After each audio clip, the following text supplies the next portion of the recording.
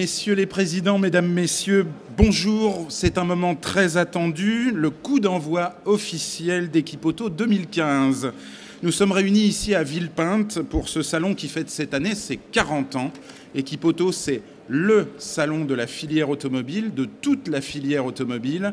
Un événement entièrement tourné vers le business et les échanges des exposants avec les visiteurs professionnels.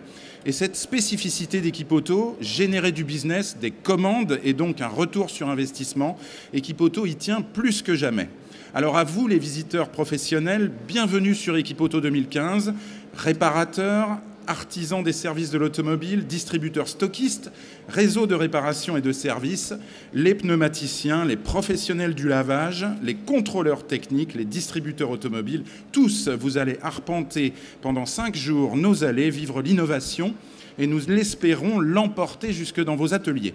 Vous y trouverez plus de 1500 exposants réunis sur près de 100 000 mètres carrés, clairement identifiés en 6 secteurs, carrosserie peinture, équipements et accessoires, lavage et aire de service, réparation, maintenance et dépannage, réseau et services, et enfin Univers VO, grande nouveauté d'Equipoto 2015, l'une des grandes nouveautés d'Equipoto 2015.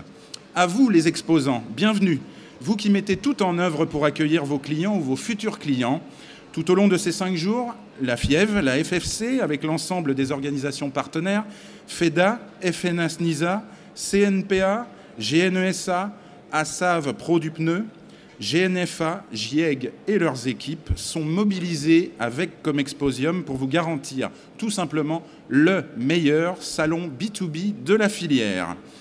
Monsieur le président d'Equipoto, Claude Cham, il vous appartient, bonjour. Bien sûr, bonjour, de lancer officiellement ce salon Equipoto 2015. Eh bien, écoutez, je vous remercie. Ce que je voudrais dire en entrée de salon, c'est que mes remerciements devraient aller immédiatement et vont immédiatement à nos exposants. Parce que le salon, effectivement, nous avons l'actionnaire représenté par M. Moge pour la FIEV, M. Cholton pour la FFC, comme exposium avec Mario Fiems, mais les vrais propriétaires du salon, ce ne sont pas ces personnes-là, avec tout le respect que j'ai pour mes actionnaires, mais ce sont les exposants, ce sont les visiteurs du salon. Donc, bienvenue à vous tous. Et donc, je leur souhaite que, comme nous l'avons dit, plus de business, plus d'événements, plus de services. Et donc, 5 journées dont j'ai demandé que l'ensemble des équipes soient au maximum de l'efficacité, car je veux que pendant ces 5 journées, nous ayons l'optimum de retour sur investissement pour l'ensemble des personnes qui ont pris le soin de venir exposer à Equipoto et ceux qui prendront la peine de se déplacer pour venir nous voir. Qui sont les visiteurs, bien sûr. Alors, Claude Cham, Equipoto a un coût pour ses actionnaires. N'a-t-il jamais été question de le remettre en cause? C'est une question un peu glissante. Oh non, ce n'est pas une question glissante, c'est une question que tout actionnaire se pose, que je me suis posée, et qu'il est normal de se poser, car une entreprise qui n'a pas et qui ne sait pas garantir sa sécurité financière est une entreprise qui rapidement tombe dans une spirale infernale. Donc, dès 2009, comme vous le souvenez certainement, c'était une année difficile. La première décision que j'ai eu à prendre, puisque lorsque je suis arrivé en mai, le salon était déjà fort lancé. On m'a demandé que fait-on. J'ai dit nous maintenons. J'ai proposé ça aux membres, aux administrateurs de la FIEV et aux autres partenaires et nous avons maintenu. Il fallait maintenir. Pendant toutes ces années et les 3 éditions qui viennent se dérouler, j'ai considéré que, premièrement, le salon Equipoto n'est pas une ligne dans le compte d'exploitation de la FIEV. Le salon Equipoto est un investissement que les membres de la FIEV, mais que tous les partenaires de la FIEV font pour l'avenir, pour représenter la profession. Car vous l'avez dit, Equipoto, c'est le salon de la filière et c'est amont et aval représentés. Car nous avons les constructeurs, nous avons les équipementiers, nous avons les réparateurs, nous avons les distributeurs.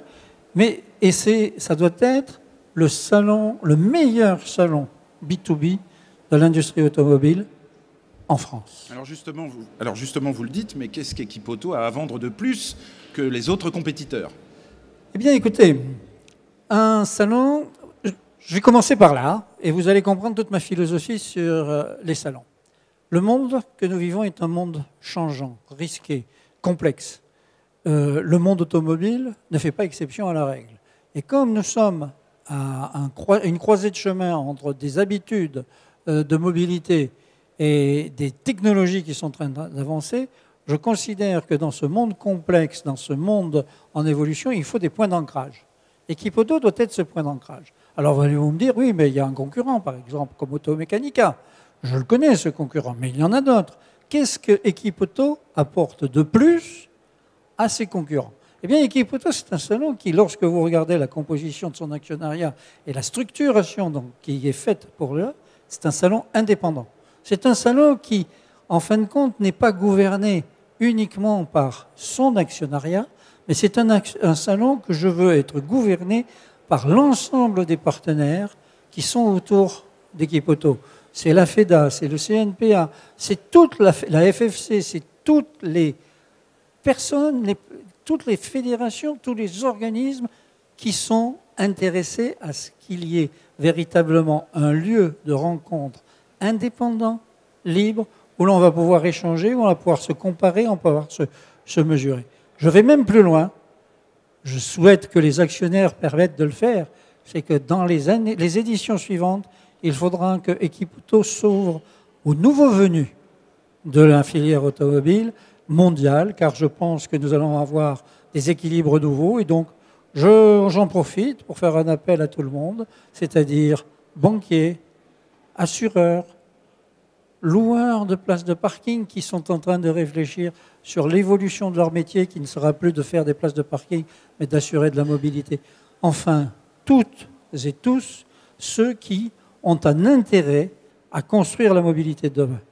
Autre particularisme, vous savez que nous avons une filière électrique en France qui est, elle aussi, très performante. Elle peut être critiquée par sa source d'électricité, mais je considère que la France a un atout très important à pouvoir présenter des modèles innovants sur la mobilité des ensembles urbains, mais pas uniquement, car c'est là que va se jouer aussi l'avenir de l'industrie automobile. Et donc, Equipoto, il présente ce particularisme d'être dans un pays qui, justement, si nous savons saisir ces opportunités, pourra apporter plus que ses concurrents par son indépendance et par ce cœur de métier de la mobilité, qu'elle soit à grande vitesse, à petite vitesse, autonome et connectée. Alors, innover, aller vers l'avenir, réconcilier ou faire travailler ensemble l'amont et l'aval. Justement, Jacques Mauge, vous êtes le président de la FIEV, actionnaire du salon. Président de la FIEV depuis mai dernier et pour 3 ans. Que représente Equipoto pour la FIEV aujourd'hui? Eh bien, comme Claude l'a dit, c'est un actif. C'est un actif important. Bon, plus de 1400 entreprises et marques qui exposent, dont 60% étrangères, 32 nationalités. Donc c'est un actif majeur pour la profession. En fait, c'est là, la filière automobile, enfin l'automobile c'est une filière, hein, avec les constructeurs en tête de filière, les équipementiers, les distributeurs, les réparateurs, les clients. Donc c'est une filière et à Equipoto, c'est là où l'amont de la filière rencontre l'aval. Donc c'est un lieu de rencontre, c'est un lieu de business, on l'a dit, c'est un lieu où on s'informe notamment sur l'innovation et sur les technologies du futur. Voilà tout ce que représente Equipoto et que nous devons continuer à développer. Alors, question poil à gratter, certains grands adhérents ne sont pas présents à Equipoto 2015. Quel message leur envoyez-vous ? Bon, en fait, je le regrette bien sûr, l'absence de certains équipementiers, notamment pour les visiteurs du salon, qui veulent trouver à Equipoto une offre complète. Mais bon, c'est une réflexion que l'on doit mener, que Claude a commencé à mener. Pourquoi ne vient-il pas? Probablement parce que le marché évolue et que le salon doit évoluer et maintenir l'attractivité pour certains d'entre eux. Donc Claude a commencé en ouvrant de nouveaux espaces dans ce salon, on en parlera plus tard. Je pense que je dois continuer dans cette voie, rencontrer mes adhérents et comprendre quelle est la meilleure adéquation entre le salon et leurs besoins. Oui, effectivement, donc on parlait un tout petit peu, on a évoqué le village des startups. Effectivement, ça fait partie des grandes évolutions du salon pour accueillir des jeunes pousses qui seront peut-être des gros opérateurs de demain. Je m'adresse à vous, Patrick Cholton. On est un peu pris par le temps, donc il faut être court, c'est évident. Vous présidez la FFC, qui est actionnaire d'Equipoto. Et puis vous avez investi avec le village carrosserie. Alors ça, c'est un souhait qui remonte à plusieurs éditions déjà, mais au vu de l'édition 2013, qui avait été un véritable succès, aussi bien pour le village que pour l'édition d'Equipoto, on a voulu remettre cela, je veux dire, en passant de 3000 à 3500 mètres carrés, ce qui est une surface considérable. Et l'enjeu, c'est de faire venir le maximum de carrossiers réparateurs possible, puisque, rappelons-le, les carrossiers réparateurs étaient l'âme de salon Equipoto. Il y a plusieurs éditions hein, qui en faisaient le succès. Donc aujourd'hui, il y a un changement de génération au niveau de ces carrossiers réparateurs. Beaucoup connaissent le nom, mais ne sont jamais venus à Equipoto. Donc le but, c'est de les faire venir. Donc un exemple, notre Fédération du Nord fait venir par autobus plusieurs dizaines, plusieurs centaines de carrossiers réparateurs jeudi. Ça, c'est une chose que l'on a mise en avant. Et puis avec Mario Fiems de Comexposium, on a organisé des colloques en région durant toute l'année 2015 pour justement aller porter la bonne parole auprès des carrossiers réparateurs. Voilà, donc apporter une réponse à ceux qui font l'âme d'Equipoto, c'est votre mission aujourd'hui avec le village carrosserie Patrick Cholton. Mario Fiems, je me tourne vers vous. Vous êtes le directeur du salon. Vous mettez en œuvre avec toutes les équipes de Comexposium une stratégie de renforcement du salon. Répondre effectivement aux attentes, voire les devancer. 3 mots-clés, diversification, formation, digitale. Oui, ce sont les 3 mots, les 3 directions qu'on a souhaité développer. Pourquoi la diversification ? Parce qu'aujourd'hui, les ateliers, hein, quel que soit leur statut, ont besoin de développer le chiffre d'affaires, améliorer la rentabilité, être plus efficace, pérenniser. Pour ça, il n'est peut-être pas suffisant de rester sur les métiers traditionnels qui étaient les leurs, et il faut s'ouvrir à d'autres activités. Nous les aidons, nous les accompagnons, et nous avons pensé que le secteur du véhicule d'occasion, et le remarketing en particulier, était une opportunité de développement d'actions commerciales importante, mais c'est un métier qu'il faut apprendre, et donc nous avons rassemblé sur un nouvel espace qui s'appelle Univers VO, positionné dans le hall 5, avec notre partenaire Julien Leclerc, rassemblé 15 professionnels spécialisés dans cette activité sur le remarketing. Donc un véritable potentiel d'affaires, de fidélisation de la clientèle, de pérennisation des entreprises. Avec Club Argus également, nous avons développé beaucoup de choses autour du véhicule d'occasion. Club Argus qui est un forum qui a été lancé en 2013 sur le salon Equipoto, qui verra une nouvelle édition cette année lors du salon. Par ailleurs, d'autres secteurs méritent une attention de notre part comme facteur de diversification. Je pense en particulier au secteur du lavage. 6000 mètres carrés sur le salon sont entièrement dédiés aux acteurs, aux leaders du secteur lavage, avec les plus grandes marques européennes présentes, les fabricants de produits, d'entretien, la monétique. Donc là aussi, quand on sait que le foncier était quelque chose d'important, qui peut aussi obérer le bilan d'une petite exploitation, et qu'en dehors de la région parisienne hein, ou de la région lyonnaise, il y a dans les villes des grandes agglomérations, hors celles que je viens de citer, des terrains qui sont, je dirais, quasiment inexploités et qui sont plutôt un coût qu'une source de profit. Et là, il y a peut-être matière à développer, quand on est réparateur, une activité, un revenu complémentaire. Voilà, donc de diversification, le VO, le lavage, mais aussi, par rapport à ce que disait Patrick Cholton, l'âme du salon, les réparateurs, des sessions de formation menées par le GNFA. Ça, c'est très important. On a mis en place cette opération avec notre partenaire, le GNFA, en 2011. C'est une forme tout à fait simple, embryonnaire, quelques ateliers. En 2013, nous avons dynamisé cette action et 2000 personnes sont passées sur le stand du GNFA, sur les ateliers du GNFA, animés par des experts, des animateurs professionnels dans les différentes thématiques et technologies proposées par le GNFA. Donc 2000 personnes ont défilé dans ces ateliers. Cette année, 2015, nous renouvelons l'opération et nous avons d'ores et déjà prévu 200 sessions, ce qui veut dire qu'on pense carrément doubler le nombre de personnes qui, tout au long de la semaine, passeront sur le stand du GNFA pour s'initier à des nouvelles technologies ou améliorer leurs compétences sur des technologies déjà existantes, mais sur lesquelles ils ont peut-être, pour certains en tout cas, besoin de progresser et mieux servir à leur clientèle. Monsieur Cham disait que le salon appartient à ses clients. Nous regardons aussi les clients de nos clients. ce sont bien les automobilistes. Tout le sujet du salon tourne autour de l'automobiliste. On ne sait pas s'il sera toujours automobiliste, mais le service est pour lui et il faut que nos visiteurs, réparateurs, soient en mesure de délivrer le service attendu. Mario Fiems, troisième axe majeur du salon, le digital, avec pas très loin de ce plateau, sur le hall 6, le village des startups.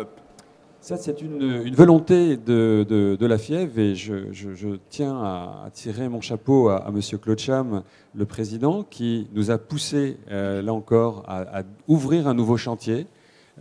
Equipoto ne peut pas rester en dehors de ce mouvement, cette digitalisation de l'économie. En 2009, nous avions ouvert un champ qui était celui de l'électromobilité. Nous avions été les premiers à vraiment matérialiser sur un salon professionnel l'électromobilité. Nous avons été beaucoup suivis et copiés par la suite.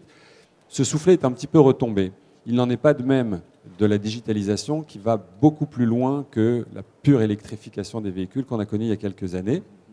Donc, cette année, nous avons souhaité investir dans plein d'actions. La première, c'est inviter 22 startups, mettre en place une académie digitale, parce qu'il y a aussi la maîtrise des outils marketing développés sur le digital qu'il est important pour un réparateur de maîtriser. Donc, avec notre partenaire Solocal, nous avons développé un programme de formation. Il suffit de se rendre sur les stands de nos partenaires sur l'Académie digitale pour s'initier au Web to Store, au marketing digital. Et puis, bien sûr, arpenter les allées du village des startups, où là, vous allez découvrir aussi bien des solutions techniques, première monte, service, mais aussi du service, de la gestion, des applications, du big data, tout ce dont l'économie va être faite. Elle est déjà comme ça va s'accélérer, ça va s'approfondir. Ce virage, nous sommes en train de le prendre sur Equipoto et c'est vraiment une des grandes directions majeures de l'édition 2015 qui verra, je pense, par la suite de nouveaux développements à partir de 2017. Voilà, et en un mot pour terminer, c'est pas moins important que le reste, Mario Fiems, mais Equipoto Salon International a choisi pour ses 40 ans de placer 4 pays à l'honneur cette année. Alors pour ça, j'aimerais passer le mot de conclusion à notre président, Claude Cham, qui pourra aussi vous parler d'un sujet qui lui tient à cœur, qui est le développement international. Claude, je pense que vous êtes mieux placé que moi pour en parler et conclure. Mais Jo, vous êtes tout aussi compétent que moi pour parler de ça. La seule chose que je veux dire, c'est que le salon synthétique, le salon Equipoto, c'est de l'international. Donc 4 pays à l'honneur, l'Algérie, la Tunisie, le Maroc et aussi la Pologne. Bien. Donc c'est la dimension internationale. Elle doit se développer, elle doit s'ancrer elle aussi dans le futur et j'espère que les sessions suivantes continueront. Vous constaterez que nous avons choisi pas des pays au hasard, nous avons choisi des pays sur des marchés émergents, donc nous pensons que c'est le futur qui s'inscrit dans cette volonté. Vous n'avez qu'à regarder, je le regarde depuis que nous sommes assis ici, j'ai en face de moi le logo Equipoto, et futuriste. C'est ce qui nous intéresse. Le futur s'ouvre à vous, à Equipoto. Donc c'est cela que nous voulons faire dans cet exercice 2015. Merci messieurs. Merci Claude Cham, président d'Equipoto, Jacques Mauge, président de la FIEF, Patrick Cholton, président de la Fédération française de carrosserie, et Mario Fiems, l'artisan, la fourmi avec toutes ses équipes qui travaillent pour que ce salon soit un succès. Effectivement, nous sommes ensemble jusqu'à samedi 17 à 17h. Nocturne jeudi soir jusqu'à 21h. Nous vous souhaitons un excellent salon et que les bons de commande soient avec vous. Rendez-vous sur ce plateau dans quelques minutes pour un Zoom exposant.